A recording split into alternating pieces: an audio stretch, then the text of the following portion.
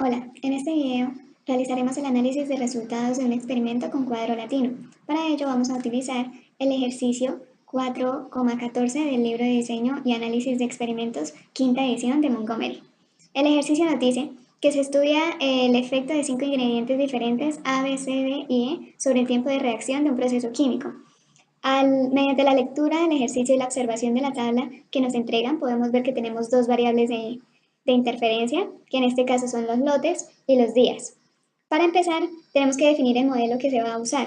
En este caso, este modelo va a ser el que vamos a seguir, en el que tau viene siendo nuestra variable de interferencia 1, alfa nuestra variable de interferencia 2 y beta la variable principal.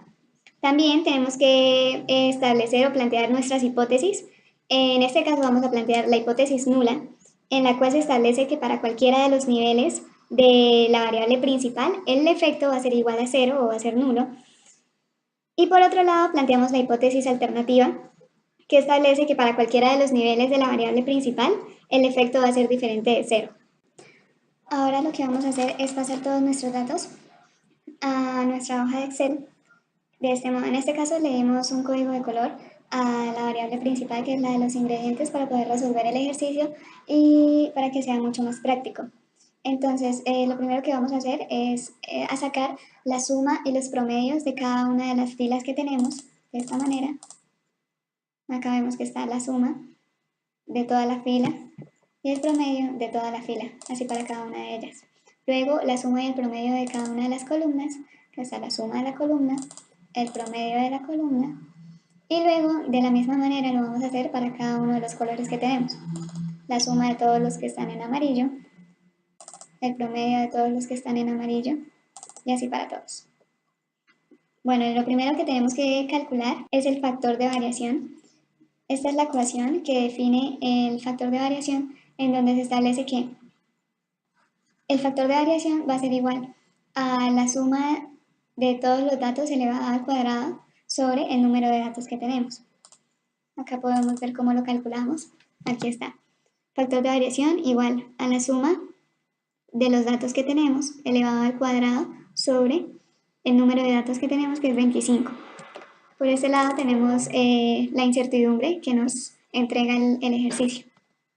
Ahora, para empezar los cálculos para el desarrollo del ejercicio, vamos a calcular las sumas de cuadrados para las variables de interferencia, la variable principal, para el total y el error también.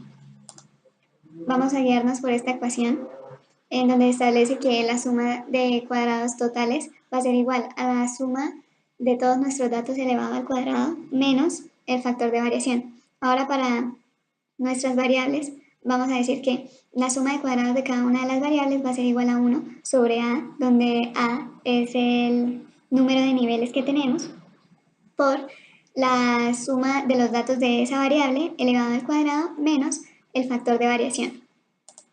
Acá podemos observar que tenemos para nuestra variable de interferencia 1, que es la de los lotes, y es 1 sobre 5, donde 5 es el número de niveles que tenemos, por la función suma cuadrados de la suma de los datos que tenemos para cada una de las filas, porque es nuestra variable de interferencia 1, menos el factor de variación. Así para los días también, 1 sobre 5 por la función suma cuadrados de la suma de las filas menos el factor de variación. Ahora para el total, como ya lo habíamos dicho, suma de cuadrados de todos los datos que tenemos menos el factor de variación. Y para hallar la suma de cuadrados del error, lo que hacemos es tomar la suma de cuadrados total que hallamos y le vamos a restar la suma de cuadrados de cada una de las variables. De esta manera, aquí está el total menos la variable de los lotes, menos la variable de los días y menos la variable principal. Ahora lo que tenemos que hacer es hallar los grados de libertad para las variables, el error y total. Entonces, los grados de libertad de las variables va a ser el número de niveles que tenemos menos 1. En este caso tenemos 5 niveles, menos 1 va a ser 4 para las tres variables. Los grados de libertad del error van a ser el número de datos que tenemos, que es 25, menos 1, igual a 24. Y para hallar el error, tomamos los grados de libertad totales menos los grados de libertad de los lotes, de los días y de la variable principal, que son los ingredientes. Luego hallamos el promedio de las sumas de cuadrados, que es el MS, tomando las sumas de cuadrados de la variable a la que le vamos a sacar el promedio de las sumas de cuadrados sobre los grados de libertad de esa variable. Para hallar el promedio de las sumas de cuadrados totales, vamos a tomar la suma de cuadrados total sobre los grados de libertad totales. Y para el error vamos a realizar lo mismo. La suma de cuadrados del error sobre los grados de libertad del error. Después tenemos que hallar el estadístico de Fisher, que es el promedio de la suma de cuadrados sobre el promedio de las sumas de cuadrados del error. Esto lo hacemos igual para las tres variables. Después tenemos que hallar el F crítico. La vamos a hallar con la función int.f.cd de la incertidumbre que nos da el ejercicio, punto y coma, los grados de libertad de la variable principal, ya que los resultados que queremos hallar son de ella, y lo que estamos haciendo es bloquear las variables de interferencia que tenemos, punto y coma, los grados de libertad del error. Teniendo el resultado del F crítico, se puede decir que los cambios en los niveles sí tienen efecto significativo en los resultados, ya que el F teórico, que en este caso es el estadístico de Fisher, es mucho mayor que el F crítico. Entonces podemos rechazar la hipótesis nula. Ahora, para que esta afirmación sea más contundente, tenemos que hallar el valor P con la función inf.f.cd de la incertidumbre que tenemos, punto y coma, los grados de libertad de la variable principal, punto y coma, los grados de libertad del error. Para poder hallar la confiabilidad, en este caso es 1 menos el valor P, y nos da una confiabilidad del 99% aproximadamente. Ahora, para establecer que los resultados que obtuvimos anteriormente son verídicos, tenemos que hacer la prueba de los supuestos de normalidad, independencia y varianza constante. Para ello tenemos que hallar residuales. Esta es la ecuación que nos define cómo hallarlos. Entonces va a ser la suma de los promedios de cada variable menos 2 por la suma del promedio total. Entonces acá lo podemos ver más claro. Tenemos que tomar el dato al que le vamos a hallar el residual y le vamos a restar el promedio de la fila en la que se encuentre menos el promedio de la columna en la que está menos el promedio del color que tiene, que en este caso es amarillo, menos 2 por el promedio total de los datos.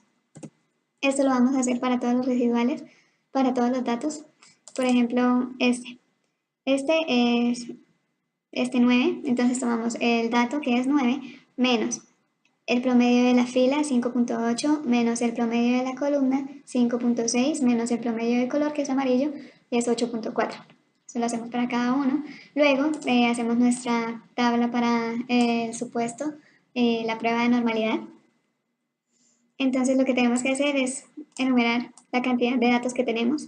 En este caso va de 1 hasta 25. Luego lo que vamos a hacer es organizar los residuales que hallamos de menor a mayor. Hallamos la probabilidad, que es k menos 0.5 sobre n.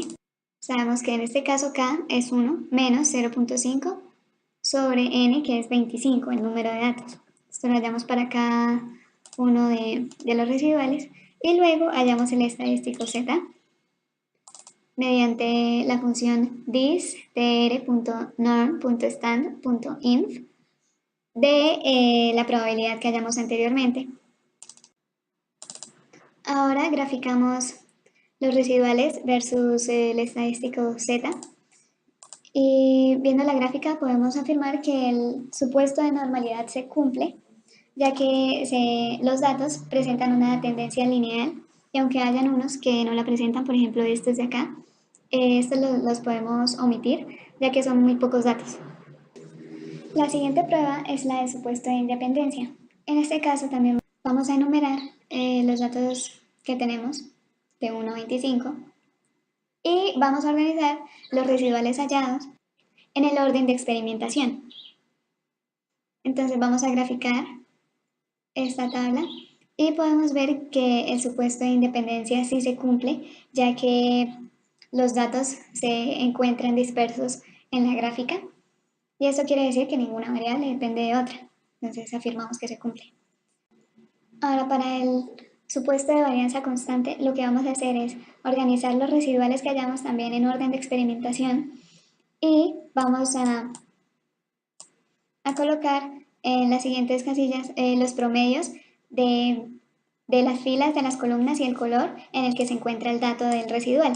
Aquí lo vemos más claro. Para el primer dato, que es este, con menos 0.44 como residual, tenemos que el promedio de la fila es 5.2. Aquí está el promedio de la fila para el primer dato, 5.2. El promedio de la columna del primer dato, 6.6. Aquí lo vemos, es 6.6. Y el promedio del color del primer dato, que es amarillo, y es 8.4. Aquí está, 8.4. Esto lo vamos a hacer para cada uno de los residuales que tenemos. Luego lo que vamos a hacer es graficar el residual versus el promedio de la fila versus el promedio de la columna y versus el promedio del color. Estos promedios equivalen al promedio de las variables. Entonces, podemos afirmar que el supuesto de varianza constante se cumple, ya que al observar las gráficas se puede ver que ninguna de ellas presenta una tendencia o un patrón definido y no se genera ninguna forma como de trompeta. Así que afirmamos que el supuesto de varianza constante se cumple. Ahora, para concluir, se puede decir que después de haber hallado el valor 1 menos p, que fue igual a 0.999, se puede observar que hay una influencia significativa de las variables de entrada sobre las variables de salida. Por lo tanto, se puede afirmar que sí existe un efecto sobre la variable respuesta. Y para corroborar los resultados obtenidos se realiza el análisis de supuesto de normalidad, independencia y varianza constante, con los cuales afirmamos que los resultados obtenidos son confiables, ya que al graficar los residuales en la prueba de normalidad se observa una tendencia lineal, lo que quiere decir que este se cumple. Por otro lado, al graficar los residuales del supuesto de independencia, los datos no muestran un comportamiento o un patrón específico, por lo tanto, afirmamos que el modelo de independencia se cumple también. Y por último, en la gráfica de varianza constante, los datos no muestran una tendencia particular o una forma en específico, como la forma de trompeta, por ejemplo, y en consecuencia se puede concluir que se cumple el supuesto de normalidad de varianza constante del error aleatorio y podemos rechazar la hipótesis nula.